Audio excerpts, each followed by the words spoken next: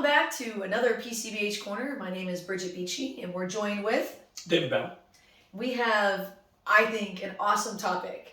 It is going to be addressing more elephants in the room. Playing the blame game.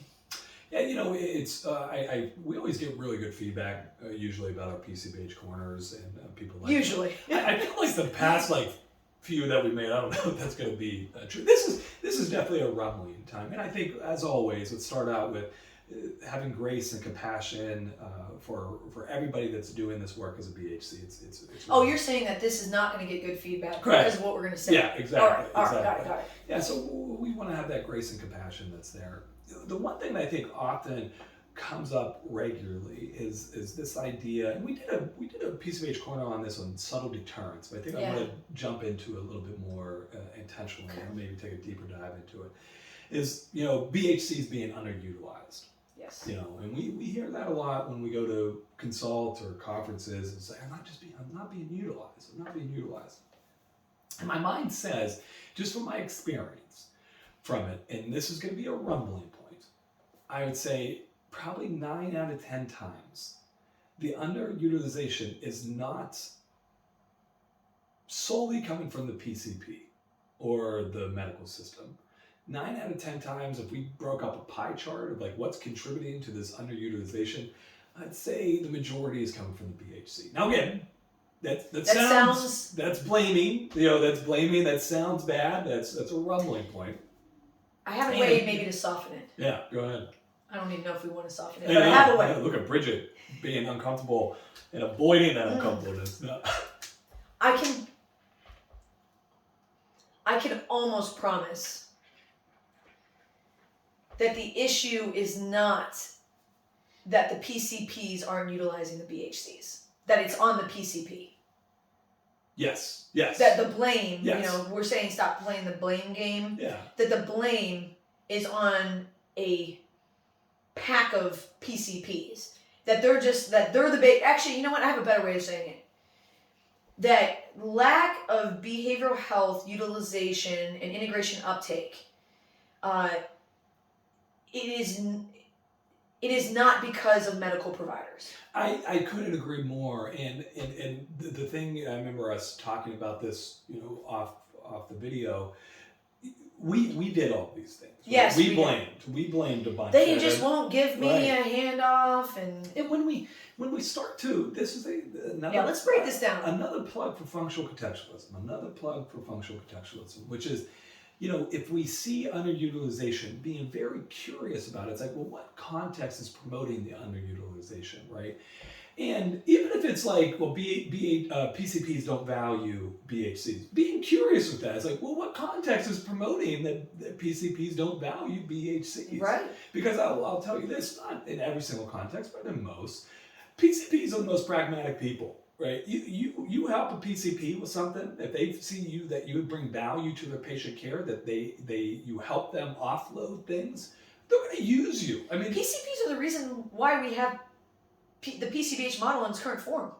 Oh, right, because we mirrored what we did off of it. Well, it was how it was developed. A lot of what Kirk and Jeff and Patty and all the other folks did was they looked at what works in primary care. Correct. And Kirk tells that story about one of the physicians saying, "What are you doing there? I've never had 60 minutes with a patient." And then, Kirk saying, "Hey, anybody who's complex and that you kind of get nervous about, you're not quite sure what to do, send them my way." And think about the relational frame that makes with the PCP. Immediately. Imagine if we started to really do that. It's approach that. And that was at the beginning of all of this. And to keep that basic behavior of going anybody that you're struggling with, anybody that makes your stomach kind of tighten up a little bit at the beginning of the day because they're coming in, allow me to help with them. How often are we giving a presentation to a group of folks, and there's physicians, there's behavioral health people, there's directors, and we're going over, okay, well, which model are you thinking? What do you want out of what is the mission of it?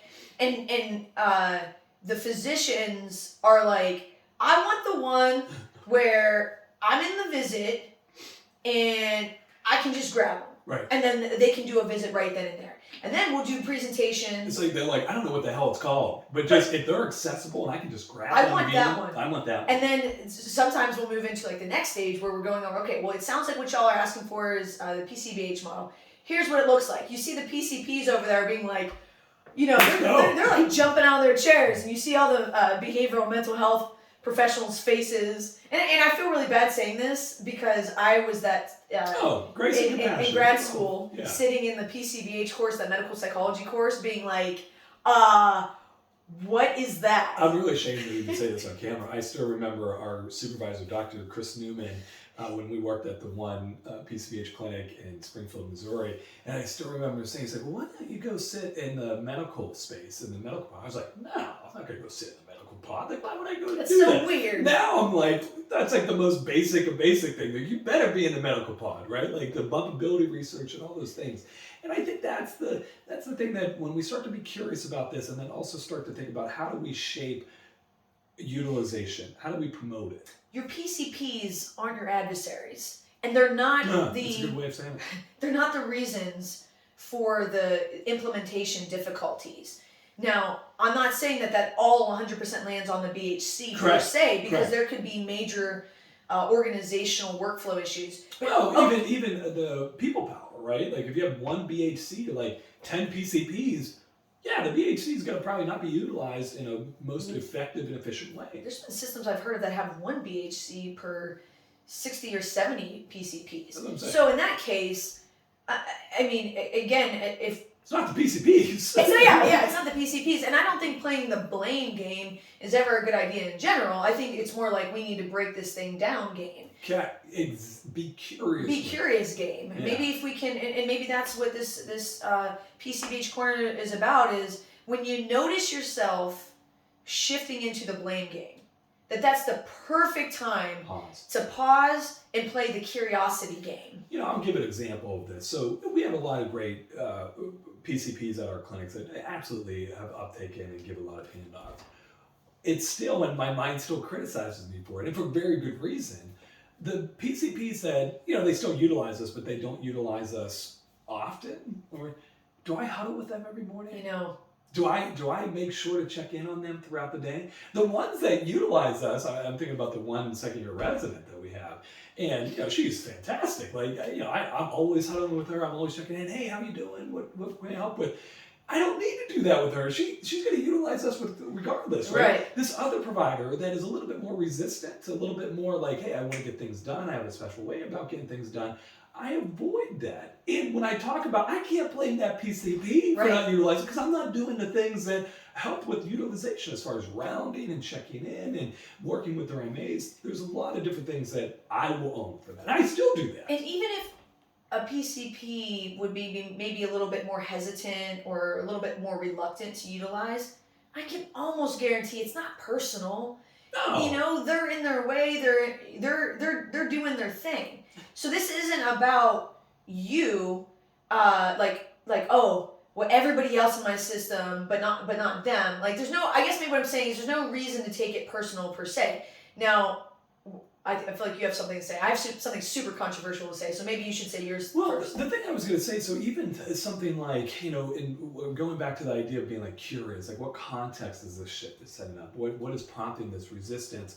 Even looking at workflows, right? Like, is it really difficult for the PCP to get a handoff? Yeah, because if it is, they're not going to do it. Or is there just, going back to that people power thing, if PCPs don't have enough BHCs, they're going to significantly shrink the amount of handoffs they give, because what's the point of, because we have to, and sorry for going off this tangent, we have to remember everything that has to happen for a handoff to occur. I know. The PCP has to be aware of it. On top of the million other things that they have to do in that visit, they also have to be aware, this person might be good for the BHC. And that's a plug for getting the MA's involvement. Absolutely, that's a plug for getting.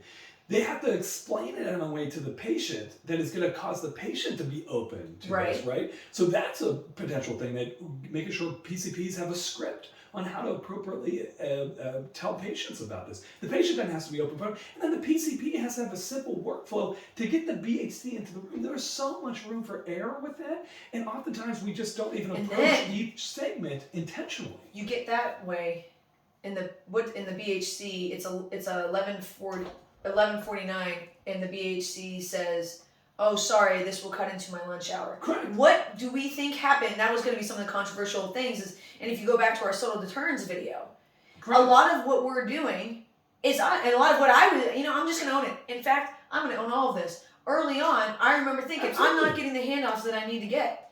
Well, where was I sitting? I was sitting in an office, offset from everything.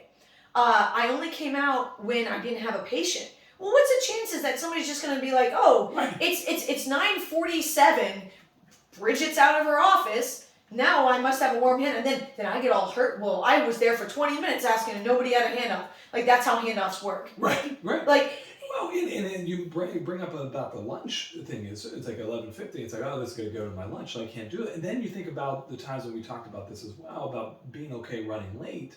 Time in primary care, we made a PCBH corner about that. That maybe it's like 11:15. I have 11:20 scheduled. They get a handoff and it's like, well, I got 11:20. I can't take that, right? And when we think about it, seems like such a simple and easy, no big deal kind of thing. The rippling out of that is the PCP is going to be like, the next time it's like, why did I put all this work in? Completely exasperated. Oh my Completely exasperated. And this is, controversial and whatever. But that's why... You're riled up right now. That's why we're saying the entrepreneurial spirit. I know. In the beginning, you say yes to everything. And it's gonna be hard, and that goes against, and it's like, well, my mind goes more this way. Okay. Is that take us back. framing it as have an informed consent, right? If it is of value, of making sure all these different things like the boundaries and all these different things that we're kind of taught and holding on to those pretty intently, right? Have an informed consent that's probably going to stunt integrated care. Right. That's probably going to stunt BHCs being uptaken. And that's, to me, that's not okay, but that might be okay for someone that has that value. And then also to know, yes, if you really are saying, hey, I'm going to do everything I can to make BHC uptake, especially at the beginning, like an entrepreneur, it means it's going to be long days, it's going to be challenging, there's going to be a lot of heartache, a lot of difficulty, a lot of juggling. And so have an informed consent about that. And almost looking at it, it's like both situations are probably going to suck, right? Like both situations are going to probably be uncomfortable. Which one, though, gets you closer to your value? And coming full circle, this is why we were talking in the other PCBH corner about grit in PCBH. Correct. I agree. So, I think the way to end this conversation is that be curious and intentional when we start to use those things like we blame underutilization. People just they don't care about behavioral health. They don't care. Be really curious where that context, what context is promoting. And I guess if you're a BHC director like myself, and then you catch yourself blaming the BHCs, right. that's also a good time to pause and be curious and then check in and see what barriers are coming up. And some of those barriers might be very tweakable. And sometimes it might be a situation where it is untenable and it's just not the right position. And that can happen too. And that's okay. Then that's okay too. Yeah. So we appreciate you stopping by. Hashtag be curious. Hashtag that's okay. Hashtag stop the blame game. Hashtag PCBH life. Okay. Thanks for joining. We appreciate it.